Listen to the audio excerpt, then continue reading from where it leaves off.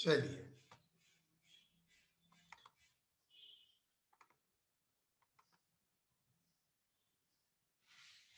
अगर आप लोग देखते हैं तो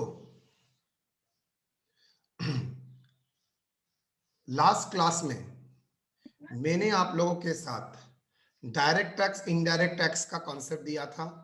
डायरेक्ट टैक्स का मतलब था प्रोग्रेसिव, इसका मतलब है depending upon the income and it can not be shifted.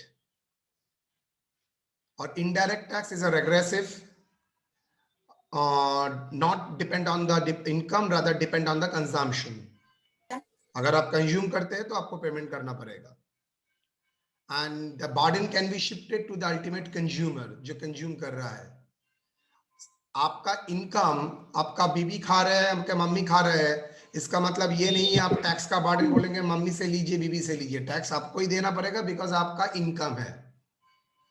तो income tax can not B burden, can not be shifted, whoever will be enjoying. But in case of indirect tax, the burden can be shifted to another person who is ultimate the consumer of the goods. तो उसके दौरान मैंने दिखाया है बहुत सारे taxes होता है इंपॉर्टेंट, एक्साइज, सर्विस टैक्स,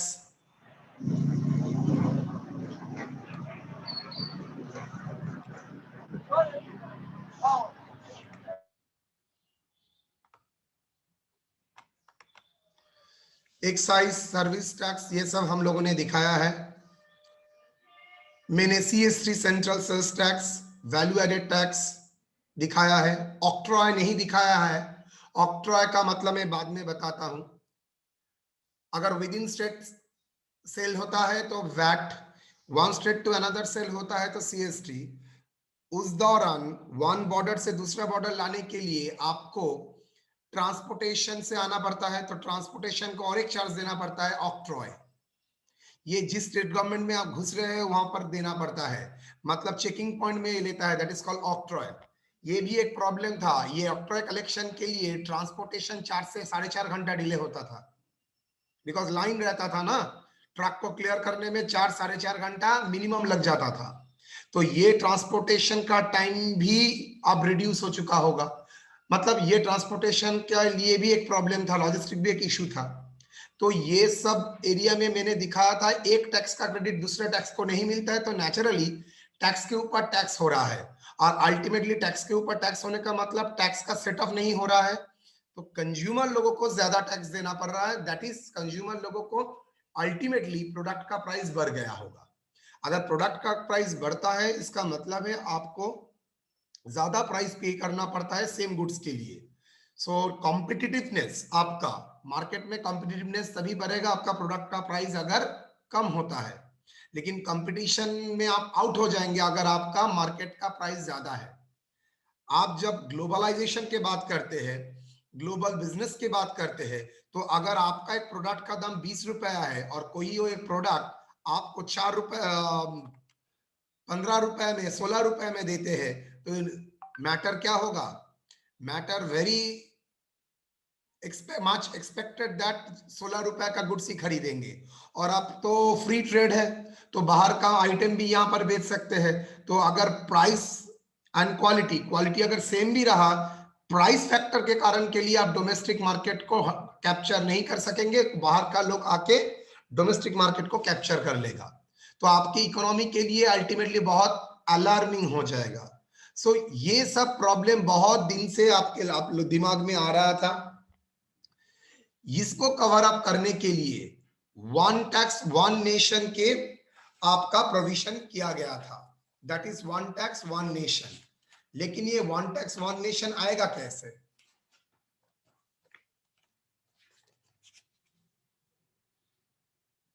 ये मैटर जितना आप लोगों को समझ में आता है, नेचुरली बात है, एक्सपर्ट लोगों को भी उससे ज्यादा समझ में आता है, लेकिन ये मैटर इतना आसान नहीं है। आप लोगों ने देखा नहीं है, यूनियन गवर्नमेंट लेता है एक्साइज, यूनियन गवर्नमेंट लेता है CST जो स्टेट को बाद में दे देता है, वैट लेता है स्टेट गवर्नमेंट, ऑक्ट्रॉय लेता है state government, sir service tax लेता है सेंट्रल गवर्नमेंट। तो डिफरेंट गवर्नमेंट होने के कारण के लिए different rule regulations, different compliances. Sir इतना झमेला, ये तो डिफिकल्ट हो जाएगा, ये तो बहुत सारा झमेला आपने शो कर रहे हैं। लेकिन अगर ये झमेला सेम इजीली वाइप आउट हो सकता है तो अगर सिंगल एक्ट होगा, लेकिन सर सिंगल एक्ट होगा कैसे? सबके पास तो अलग अलग पावर ने कॉन्स्टिट्यूशन देके रखा था। सेल्स के ऊपर टैक्स करने का अधिकार कॉन्स्टिट्यूशन ने इसको दिया था। किसको?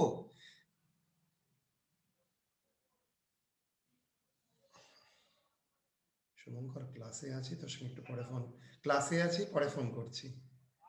আচ্ছা,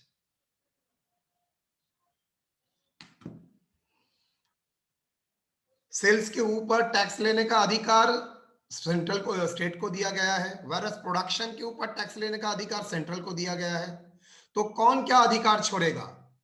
that is the main problem. Actually problem है कॉन्स्टिट्यूशन में। कॉन्स्टिट्यूशन में जिसके पास जो पावर दिया गया है उससे ज्यादा नहीं जा सकते। कॉन्स्टिट्यूशन, अच्छा सबसे बड़ा इंडिया में कौन होता है आप लोग जानते हैं? सबसे पावरफुल कौन होता है? That is constitution of India. No high court, no supreme court. Constitution से बाहर कोई नहीं जा सकता है, वो पापा के पापा है। कॉन्स्टिट्यूशन में अगर लिखा है तो वो फॉलो करना ही पड़ेगा।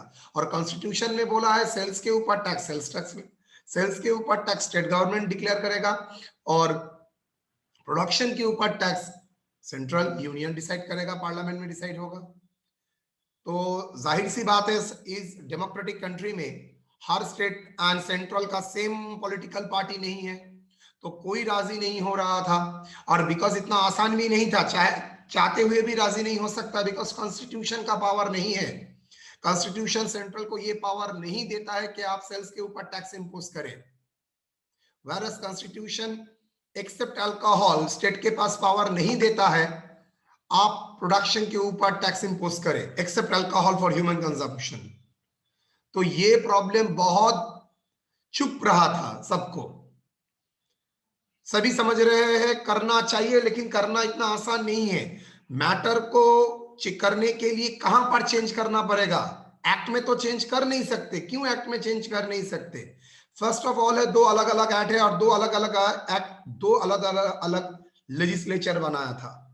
एक एक्ट बनाया था पार्लियामेंट एंड राज्यसभा, पार्लियामेंट में Lok Sabha and Rajya Sabha, and state ने बनाया है स्टेट लेजिस्लेचर, और डिफरेंट स्टेट के लिए अलग अलग है। तो इसको एक बोतल में ढालना इतना आसान नहीं है। और ढालूंगा भी कैसे में? मेरा डालने में मतलब दो सब एक्ट को मिलाने में मेरा कॉन्स्टिट्यूशन का पाबंदी था। अच्छी तरह समझिए, कॉन्स्टिट्यूशन ये अथॉरिटी नहीं देता, और आप 265 में आप लोग ऑलरेडी पढ़ चुके हैं, without authority of law you can not collect the tax. लेकिन मेरे पास तो अथॉरिटी नहीं है। अथॉरिटी मेरे पास नहीं है मतलब सेंट्रल के पास भी अकेला अथॉरिटी नहीं है, स्टेट के पास अकेला अथॉरिटी नहीं है। किसने रोक के रखा है? हम लोग तो चाह रहे हैं, कॉन्स्टिट्यूशन रोक के रखा है। अच्छा, तो कॉन्स्टिट्यूशन रोक के रखने का मतलब अच्छी तरह समझिए। आपको अमेंड क्या करना पड़ेगा? You need to amend the constitution. आपको कॉन्स्टिट्यूशन अमेंड करना पड़ेगा, जो इतना आसान नहीं है। इससे पहले एनडीए गवर्नमेंट था, सॉरी यूपीए गवर्नमेंट था, कांग्रेस का government led by the Congress, वो लोगों से नहीं हुआ। ये मैटर 2004 पहले केलकर कमीशन ने ये नाम प्रस्ताव किया था, जीएसटी, बिकॉज बाहर मुल्क में ये एक यूनिफॉर्म टैक्स था, सिर्फ इंडिया में नहीं था, बाहर बहुत सारा बड़ा बड़ा मुल्क में ये था, लेकिन इंडिया में लाने में प्रॉब्लम हो रहा था बिकॉज कॉन्स्टिट्यूशनल प्रॉब्लम। इंडिया का फेडरल स्ट्रक्चर 3 टियर है, मेजॉरली 2 टियर, एक स्टेट लेवल और एक सेंट्रल लेवल। और स्टेट लेवल और सेंट्रल लेवल लाने में जो टेक्निकली प्रॉब्लम था दैट इज कॉन्स्टिट्यूशनल प्रॉब्लम। ये दिमाग सबको आ रहा था। 2004 में रिकमेंडेशन किया था केलकर कमेटी ने। 2007 में यूनियन मिनिस्टर ने उसने बोला था, उस समय 2007 में यूनियन मिनिस्टर हुआ करता था पी चिदम्बरम जी। उसने बोला है इंडिया को 2007 में, याद रखो 2007 में चिदम्बरम जी ने बोला है मुझे जीएसटी लागू करना है इंडिया में। लेकिन मजे का बात है 2007 गया, 8 गया, 9 गया, 10 गया, लागू नहीं हो रहा था। क्यों लागू नहीं हो रहा था? Because constitutional amendment Maharashtra Gujarat वो लिटरली 180 डिग्री घूम गए थे, बोले थे ना वी आर डिसएग्री। क्यों? जो न्यू टैक्स आने वाला था, कोलकर कमेटी ने बोला था GST, goods service tax introduce करने के लिए। वो सर्विस टैक्स में क्या होता है? वो सर्विस टैक्स होता है only on the basis of consumption, मतलब जिस कंजम्पशन जिस स्टेट में कंज्यूम होगा उस स्टेट में ही आपको टैक्स कलेक्शन करने का अथॉरिटी रहेगा। तो वहां फंस गया, दो स्टेट बहुत जोर से फंसा, one is Gujarat, another is Maharashtra. क्यों सर? सबसे ज्यादा प्रोडक्शन का एक्टिविटी होता है ये दो स्टेट में, महाराष्ट्र एंड गुजरात, सबसे ज्यादा प्रोडक्शन होता है वहां पर। इंडस्ट्री वहां पर एकदम बहुत लेवल का है, और वो सारा इंडिया को मोरलेस कपड़ा जो सामान है सब वहां पर भेजता है। सबसे बड़ा कंज्यूमिंग स्टेट है तीन, ये लोगों तो राजी था, ये लोगों के लिए कोई प्रॉब्लम नहीं था। एक वेस्ट बंगाल, बिहार, उत्तर प्रदेश, ये तीनों ही मोस्टली पॉपुलेटेड एरिया है। तो पॉपुलेशन में ज्यादा होने के कारण गवर्नमेंट ऑफ वेस्ट बंगाल सोच रहा था मेरे पास कंजम्पशन ज्यादा होगा, मेरा टैक्स कलेक्शन भी ज्यादा होगा। लेकिन सब अगर एग्री नहीं होता है, महाराष्ट्र गुजरात, उस टाइम बीजेपी का गवर्नमेंट था गुजरात में, महाराष्ट्र में था, वो लोग एग्री नहीं हो रहे थे, बिकॉज वो लोगों को लग रहा था ना मेरे पास तो पैसा रेवेन्यू कम हो जाएगा गवर्नमेंट का, बिकॉज इससे पहले मुझे शेयर मिलता था, अब क्या होगा पूरा प्रोडक्शन का प्रोसेस मैं करूंगा और कंज्यूम अदर स्टेट करेगा तो टैक्स का कलेक्शन अदर स्टेट में हो गया। तो बहुत सारा मैटर उसको रिजोल्व करने के लिए कॉन्स्टिट्यूशन का अमेंडमेंट करना पड़ेगा। तो अल्टीमेटली वो लोगों को राजी कर आया है किसी तरीके से, बिकॉज इसके बाद आया है BJP government, that is NDA government, और गुजरात में और महाराष्ट्र में एनडीए का पकड़ मजबूत था। वो लोगों ने बोला ठीक है, हम लोग एक आप लोगों को 10 साल तक आप लोगों का जो रेवेन्यू लॉस का कंपेंसेशन है वो हम लोग आपको कंपेंसेट करेंगे। तो ठीक है, सब स्टेट को ही बोला गया था जो रेवेन्यू लॉस है उसका कंपेंसेशन हम लोग करेंगे। तो जो रेवेन्यू लॉस का कंपेंसेशन है तो ये लोग करेगा, तो ये लोग अल्टीमेटली पॉलिटिकल कारण इधर उधर कारण के लिए राजी हुए। 2007 में चिदम्बरम ने बोला है, लेकिन उसका अमेंडमेंट, बिकॉज पहले तो कॉन्स्टिट्यूशनल अमेंडमेंट करना पड़ेगा। जीएसटी का मतलब है एक टैक्स, और एक टैक्स मतलब एक ही एक्ट होगा। तो एक ही एक्ट कराने के लिए मुझे क्या करना पड़ेगा? मुझे कॉन्स्टिट्यूशन को अमेंडमेंट करना पड़ेगा, और कॉन्स्टिट्यूशन अमेंडमेंट के लिए जो मेजोरिटी की जरूरत है वो एनडीए के पास नहीं था। सरकार चलाने का चाहिए, लेकिन कॉन्स्टिट्यूशन को अमेंड करने के लिए जो मेजोरिटी था वो नहीं है, बिकॉज दो हाउस में पास करना चाहिए था, राज्यसभा में भी एंड लोकसभा में भी। तो उसके बाद एनडीए गवर्नमेंट आया विथ ह्यूज मेजोरिटी, उसको लगा ना मैं ये मैटर पास कर सकूंगा, तो उसने क्या किया, कॉन्स्टिट्यूशन का अमेंडमेंट किया। तो फर्स्ट कॉन्स्टिट्यूशन अमेंडमेंट 101 अमेंडमेंट, कितना बार अमेंडमेंट हो चुका है? 101। 101 अमेंडमेंट कॉन्स्टिट्यूशन अमेंडमेंट एक्ट को पास किया गया, पूरा कॉन्स्टिट्यूशन को रिवाइज किया गया। अब पूरा पावर जीएसटी को सौंप के दिया है, मतलब एक आइटम के ऊपर स्टेट भी टैक्स इंपोज करेगा, सेम आइटम के ऊपर सेंट्रल भी टैक्स इंपोज करेगा। बाद में देखते हैं कैसे होता है। उसके बाद 2017 1 जुलाई 2017 में एक्चुअली जीएसटी इंडिया में लागू हुआ। तो एक बात देखिए बेटा, जीएसटी रिकमेंड किया गया था 2004 में, गवर्नमेंट उसको नीतिगत सम्मति दे दिया था, बाय प्रिंसिपल एग्री किया था 2007 में, अल्टीमेटली इंप्लीमेंटेशन हुआ है 2017 में। इतना साल इन बिटवीन चला गया है, बिकॉज पॉलिटिकली जब तक राजी नहीं होगा ये देश में कुछ हो नहीं सकता। ये देश का संविधान कॉन्स्टिट्यूशन ऐसे ही बनाया गया था। तो चलिए थोड़ा मैं genesis of GST in India में देता हूं। Genesis of GST,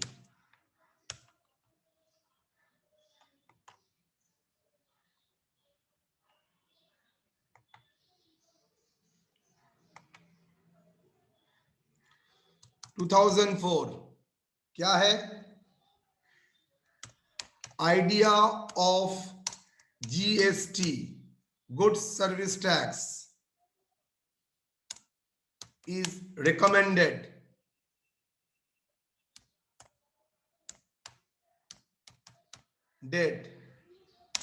by Kelkar task force. ये एक कमिटी है जो ये रेकमेंड करता है इंडिया में जीएसटी इंट्रोड्यूस करना चाहिए। 2017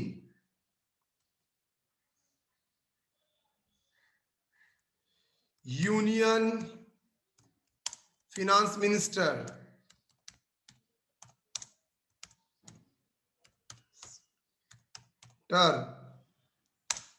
announced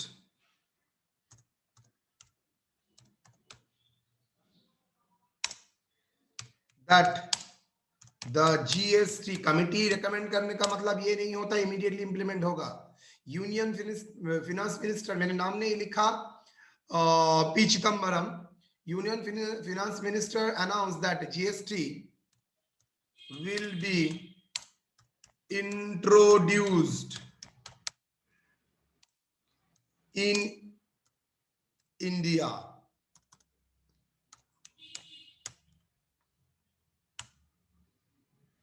Two 2014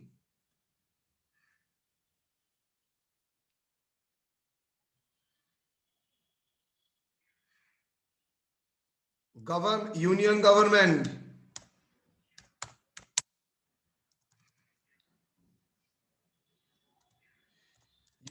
government table the constitution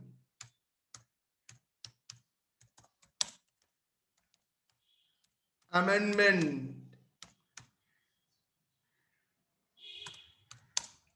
bill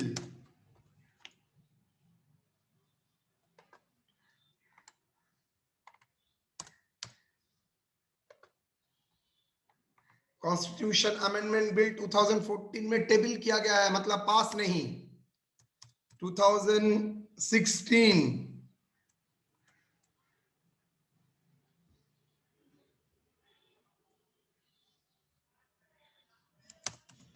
pass the constitution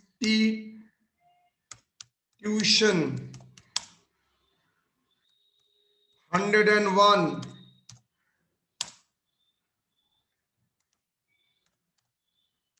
amendment 101 amendment act 2016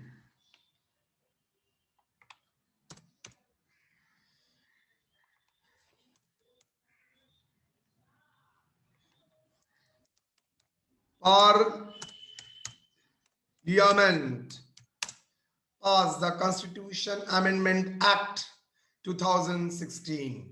मतलब ये करने के बाद ही आपका क्या हुआ, आपका goods and service tax introduce हो सकता है without constitution amendment, because constitution में तो ऑलरेडी पावर दे चुका था।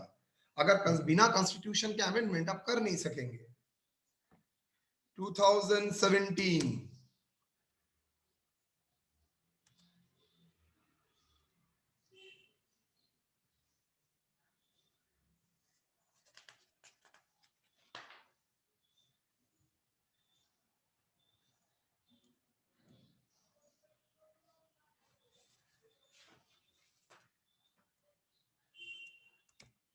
सेंट्रल, अच्छा CG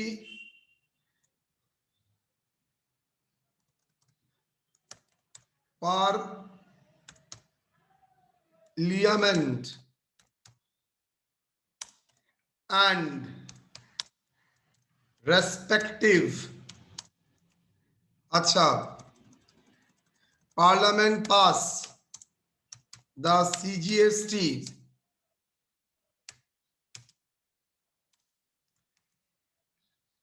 Act, IGST Act, UTGST Act,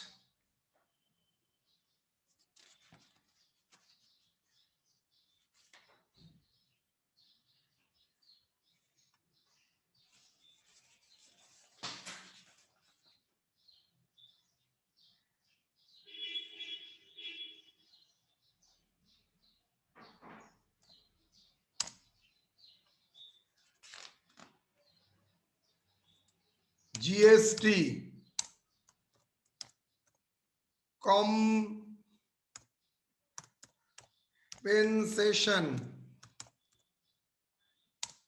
to states, जो लोगों का रेवेन्यू लॉस हुआ वो लोगों के लिए।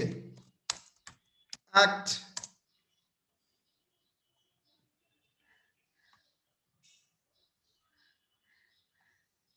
and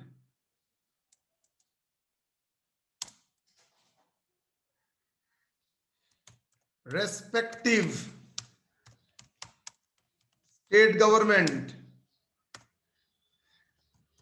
and respective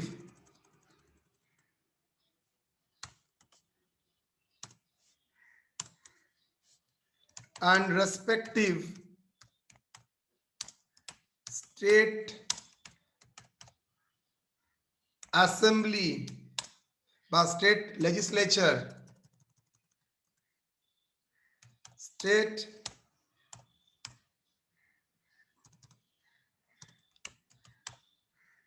assembly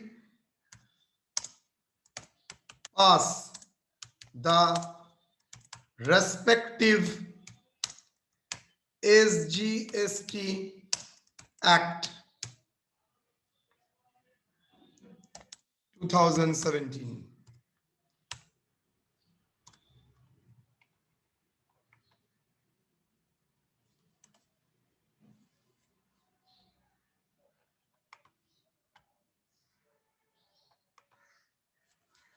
two thousand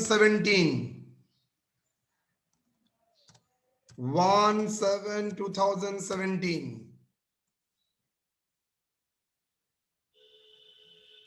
GST has implemented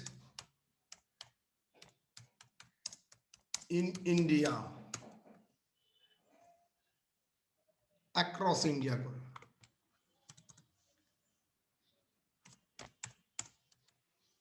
India done. तो ये था जीएसटी का रोड मैप। 2004 में केलकर ने दिया था,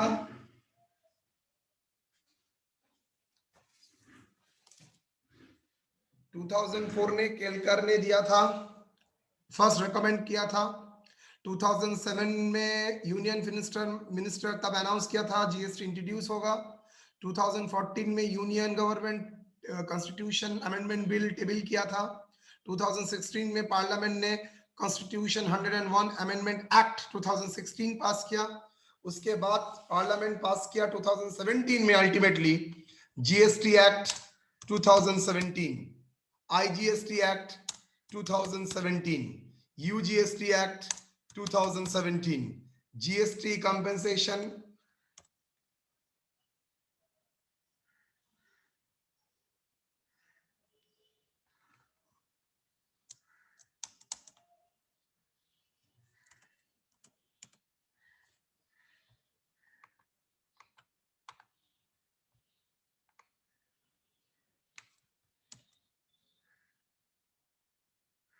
जीएसटी कंपेंसेशन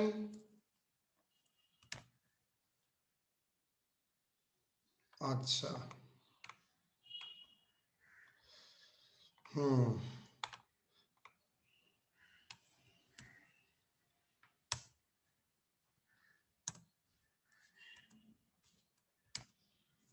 जीएसटी कंपेंसेशन से to act 2017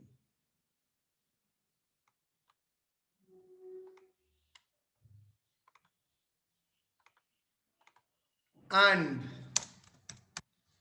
respective state government, state assembly pass the respective SGST act। मतलब केलकर ने वन टैक्स के बारे में बोला था, लेकिन जीएसटी इस फेडरल सिस्टम में स्टेट राजी नहीं हो रहा था, इसलिए दो टैक्स इंट्रोड्यूस किया गया है। इसको बोलता है डुअल जीएसटी। अल्टीमेटली जीएसटी हुआ, लेकिन डुअल जीएसटी हुआ। डुअल जीएसटी मतलब सेंट्रल भी टैक्स इंपोज करेगा, स्टेट भी टैक्स इंपोज करेगा। देन 1/7/2017 से जीएसटी इंप्लीमेंट हुआ है अक्रॉस द इंडिया। ये था इसका रोड मैप। अब देखना पड़ेगा अमेंडमेंट में हुआ था क्या।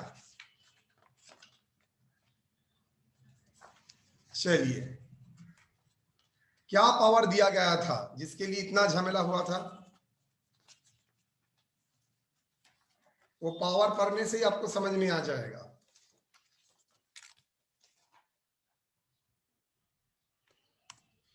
कॉन्स्टिट्यूशन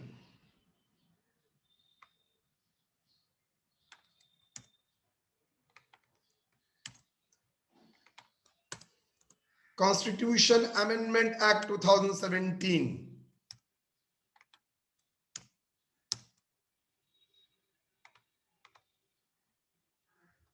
फर्स्ट अमेंडमेंट, आर्टिकल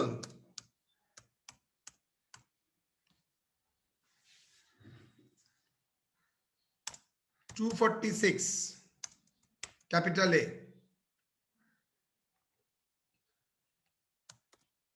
मैंने क्या बोला था? विदाउट अथॉरिटी ऑफ लॉ कोई टैक्स इंपोज नहीं कर सकता, बोला था। तो power to make GST law, power to make GST law.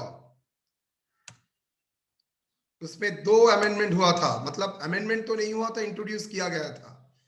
Clause, section नहीं होता है कॉन्स्टिट्यूशन में, इसलिए clause. Clause 1, parliament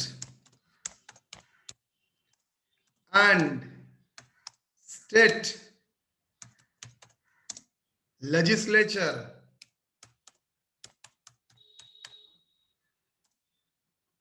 have power to make, constitution में ये पावर तो नहीं था, तो ये जीएसटी लागू करने के लिए ये पावर होना चाहिए। The parliament and state legislature has power to make laws with respect to goods and service tax imposed by the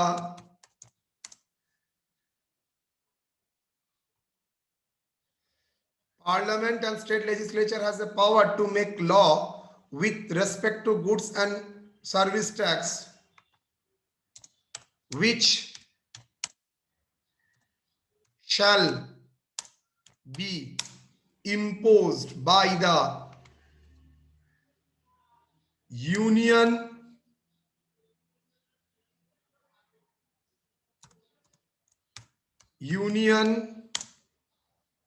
or state or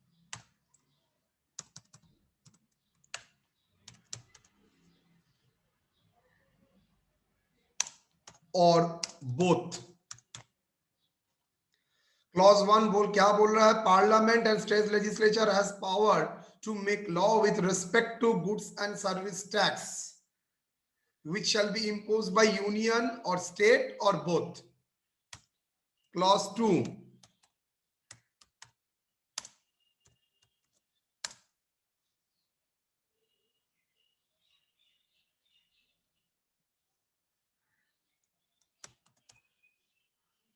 Parliament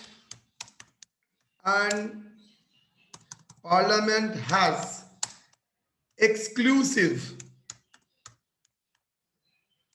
power to make laws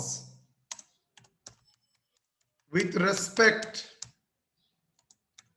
to goods and services or both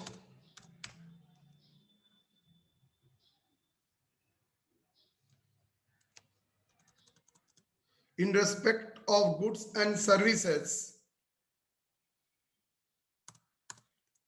tax where the supply of goods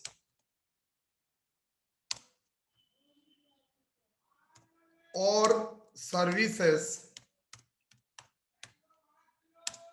or both take place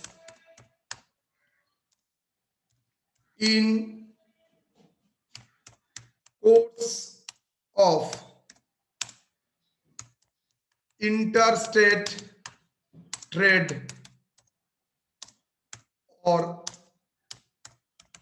commerce. Interstate trade or commerce.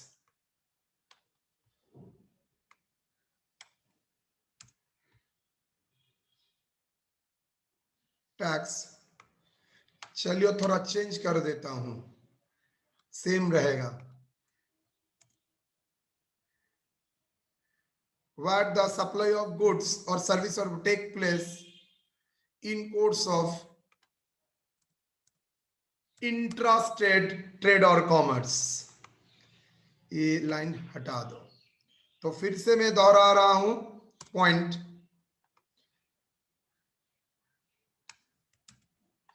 Clause 1 क्या बोल रहा है article 246A में? वो power दिया है GST law.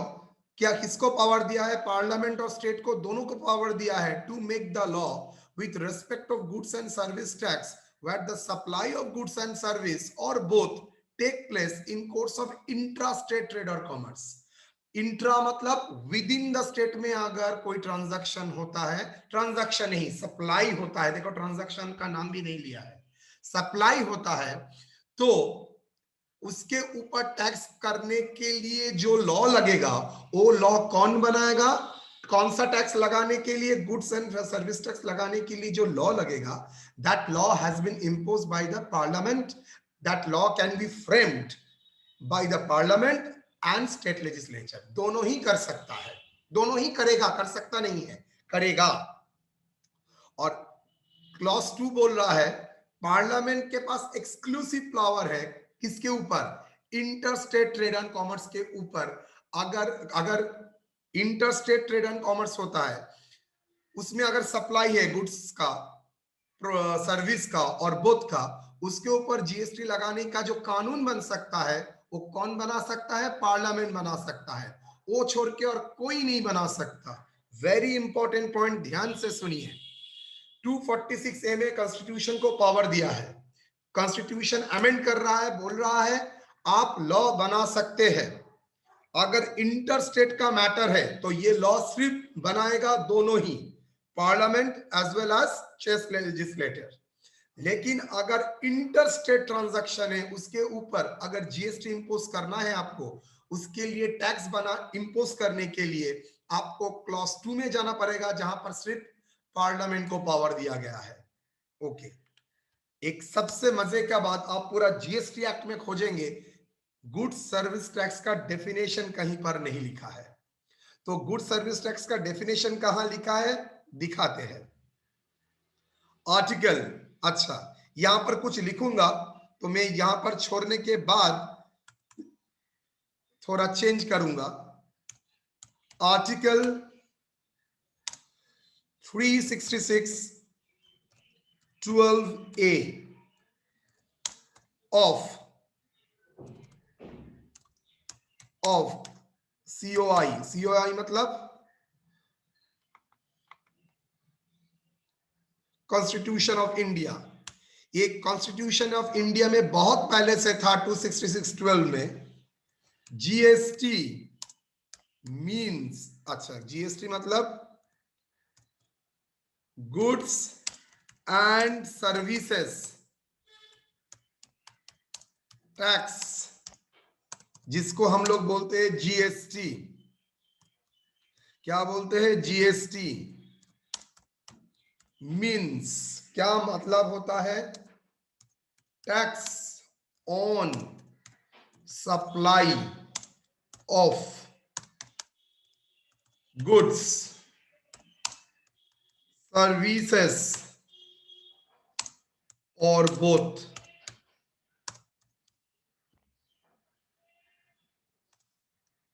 Accept taxes on supply of alcoholic liquor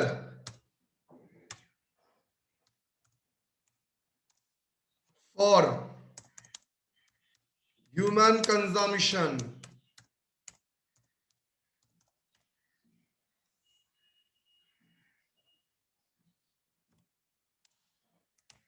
consequently GST can be levied on supply of all goods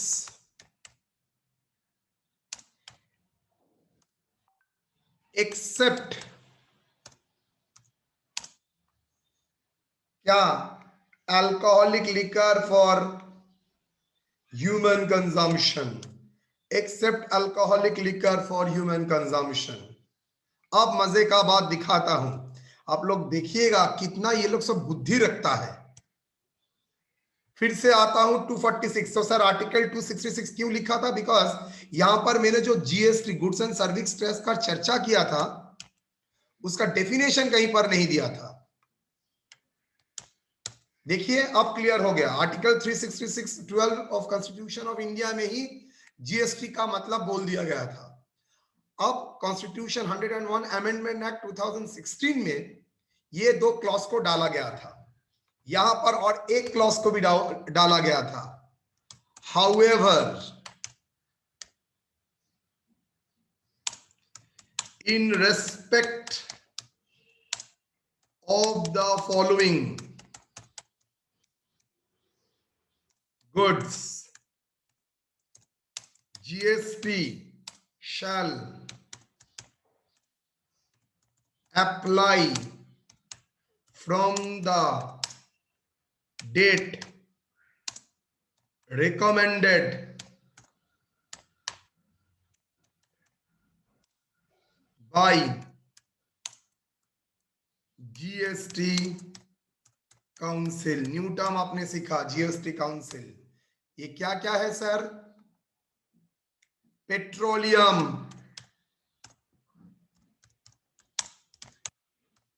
crude,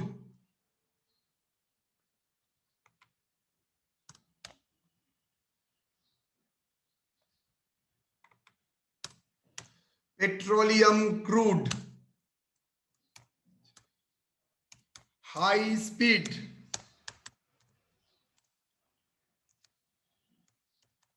diesel, motor, spirit, natural gas, aviation, turbine fuel.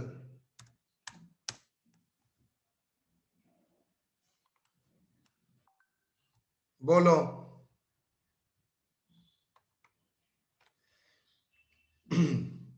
However, in respect the following goods मतलब petroleum, high speed diesel oil, petroleum crude मतलब crude oil, high speed diesel oil, high speed diesel मतलब जो diesel में आप लोग काम गाड़ी बस चलाते हैं, पेट्रोल मोटर स्पिरिट मतलब पेट्रोल, नेचुरल गैस मतलब आप लोगों का जो गैस इस्तेमाल होता है ना, आपका कुकिंग गैस बोल के और व्हाटएवर जो आपका ऑटो में यूज होता है, सीएनएस।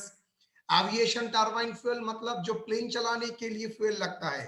ये सब के ऊपर अभी तक जीएसटी एप्लीकेबल नहीं है। इसका मतलब है जीएसटी है लेकिन अप्लाई होगा बाद में। मतलब ये लोगों के ऊपर अभी भी क्या चल रहा है, अभी भी एक्साइज ड्यूटी वैट एप्लीकेबल है। कितना डेंजर है, सबके ऊपर लगा है और ये सब आइटम जीएसटी के ऊपर ही होगा लेकिन अभी तक रेकमेंड नहीं किया है। तो रेकमेंड नहीं किया है तो मतलब क्या है, ये बाद में चलेगा। चलिए इसके लिए क्या है सर बताते हैं।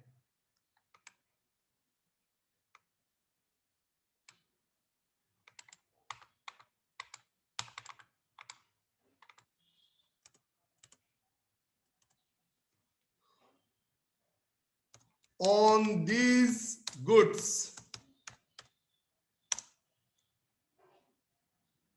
central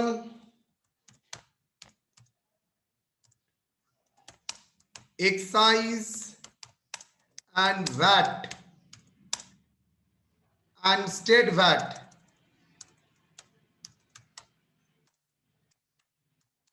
is still applicable। देखिएगा, पेट्रोल जब भाव बढ़ता है, डीजल भाव बढ़ता है, सेंट्रल स्टेट को बोलता है, स्टेट सेंट्रल को बोलता है, बिकॉज दोनों का ही मिली भगत है। क्यों मिली भगत है? दोनों ही ये गुड्स को जीएसटी के दायरे में नहीं रखा है, ये गुड्स को सेपरेटली रखा है। तो ये गुड्स सेपरेट रखने का मतलब है इससे गवर्नमेंट का कलेक्शन बहुत गुना बढ़ता है। तो इसलिए ये गुड्स को सेपरेट करके रखा है। इसलिए petroleum, high speed diesel, motor spirit, natural gas, aviation turbine fuel, ये सब के ऊपर still goods central excise and state VAT applicable है, जब तक जीएसटी में उसको लाने का रिकमेंडेशन जीएसटी काउंसिल नहीं करता है। कब करेगा किसी को पता नहीं है, लेकिन कभी भी alcoholic liquor for human consumption के ऊपर जीएसटी लगेगा ही नहीं। क्यों? बिकॉज कॉन्स्टिट्यूशन में बोल ही दिया है GST applicable on all goods and services except the goods which is alcoholic liquor for human consumption. वो चाहे भी तो जीएसटी काउंसिल इसके ऊपर टैक्स नहीं लगा सकता है, बिकॉज ये जीएसटी का डेफिनेशन से ही बाहर है। अगर बाहर है तो इसके ऊपर कुछ नहीं कर सकता। ठीक है, नाउ तो मैं अगर बोलूंगा किसके ऊपर जीएसटी लगता है, आप बोलेंगे सब आइटम के ऊपर जीएसटी लगता है except petrol, diesel, turbine fuel, natural gas and alcoholic liquor for human consumption.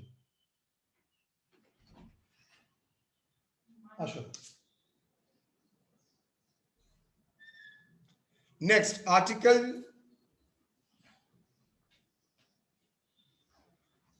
269 levy and collection of GST.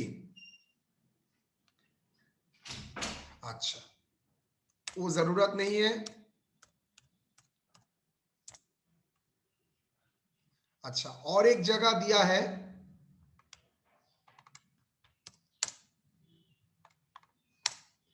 यहां बोल देता हूं, इंपोर्ट। आपको याद है मैंने कस्टम्स ड्यूटी कराया था आप लोगों को। कस्टम्स ड्यूटी में बेसिक कस्टम्स ड्यूटी के बाद सोशल वेलफेयर सरचार्ज और एक आइटम लगाया था मैंने, जिसका नाम था आईजीएसटी। याद है? तो आईजीएसटी क्यों लगाए थे आप?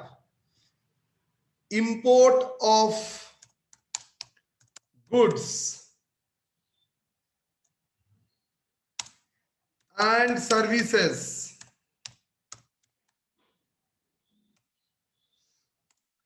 into India will also be deemed to be supply of goods and services in course of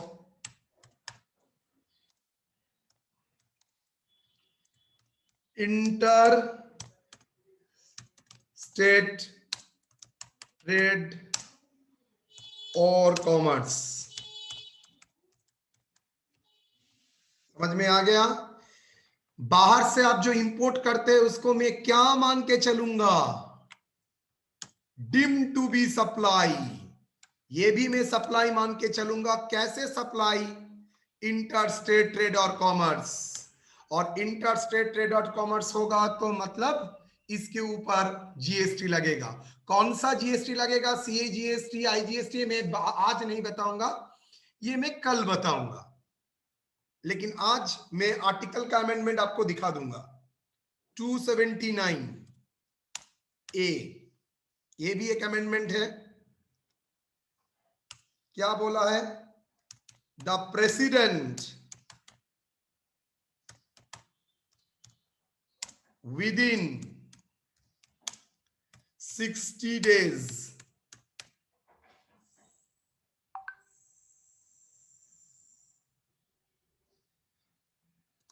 हटाओ, within 60 days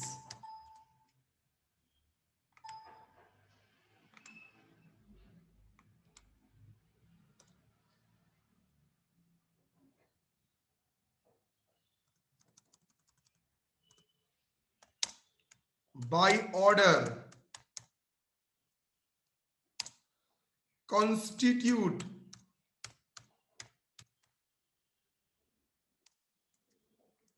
GST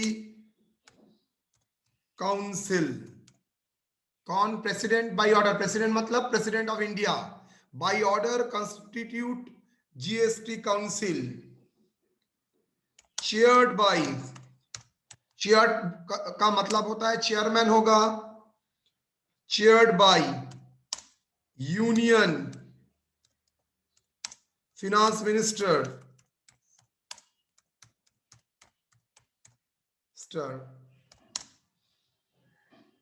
member will be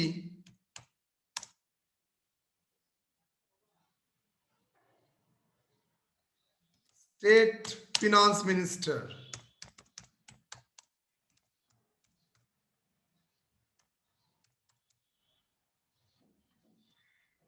state finance minister मतलब काउंसिल के पास बहुत सारा अथॉरिटी है। वो काउंसिल कौन बनाएगा? ये काउंसिल बनाएंगे प्रेसिडेंट, जो चेयर करेगा यूनियन फिनांस मिनिस्टर मतलब निर्मला सीतारामन, और मेंबर होगा कौन? हर स्टेट का finance minister, having the following scope of work. याद रखना, एक रिकमेंडिंग बॉडी है, मतलब वो इंप्लीमेंट नहीं कर सकता है लेकिन रिकमेंड कर सकता है। क्या?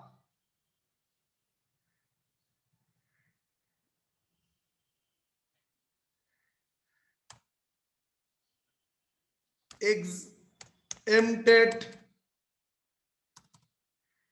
exempted गुड्स एंड सर्विसेज मतलब जिसके ऊपर गुड्स एंड सर्विस टैक्स नहीं लगेगा। Rate of GST on goods and services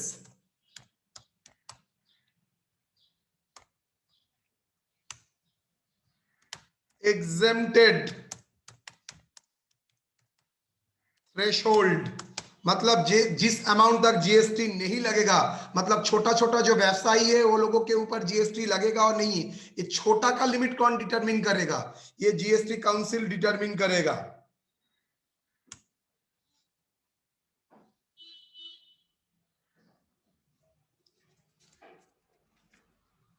valuation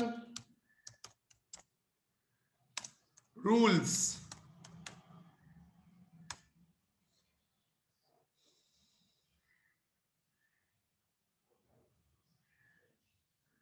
date from which GST is applicable on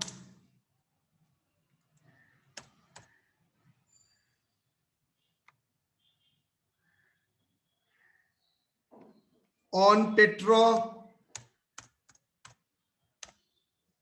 crude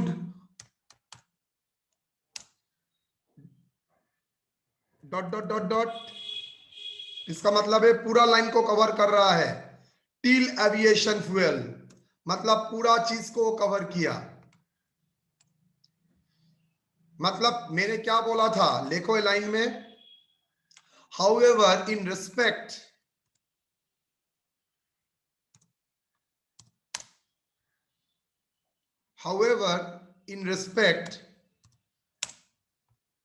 of the following goods, following मतलब ये सब गुड्स के लिए GST shall be apply from the date recommended by GST council. तो GST council जब recommend करेगा तभी applicable होगा, तो इसलिए जीएसटी काउंसिल का स्कोप में वो भी काम देके रखा है। मतलब everything will be determine by the GST council, जहां पर यूनियन का भी रिप्रेजेंटेशन रहेगा, स्टेट का रिप्रेजेंटेशन रहेगा।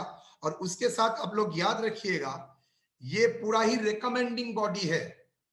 रिकमेंडिंग बॉडी मतलब ये बोल सकता है, ऑर्डर नहीं निकाल सकता है। ऑर्डर तो गवर्नमेंट ही निकालेगा, लेकिन on the basis of recommendation of the GST council. ठीक है, तो इतना तक हम लोगों का आज क्या सीखे हम लोग, जेनेसिस ऑफ जीएसटी और उसके संबंधित क्या हुआ है, जीएसटी का क्या क्या कॉन्स्टिट्यूशनल अमेंडमेंट हुआ है और क्या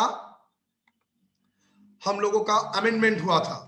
आर्टिकल में जीएसटी का मतलब क्या बोला गया था, किसके ऊपर जीएसटी लगता है, जीएसटी काउंसिल, ये मैटर हुआ है। कल जिसके ऊपर हम लोगों ने चर्चा नहीं किया है, इंटरस्टेट इंटरसेल सप्लाई, धीरे धीरे हम लोग कल उस एंट्री में जाएंगे।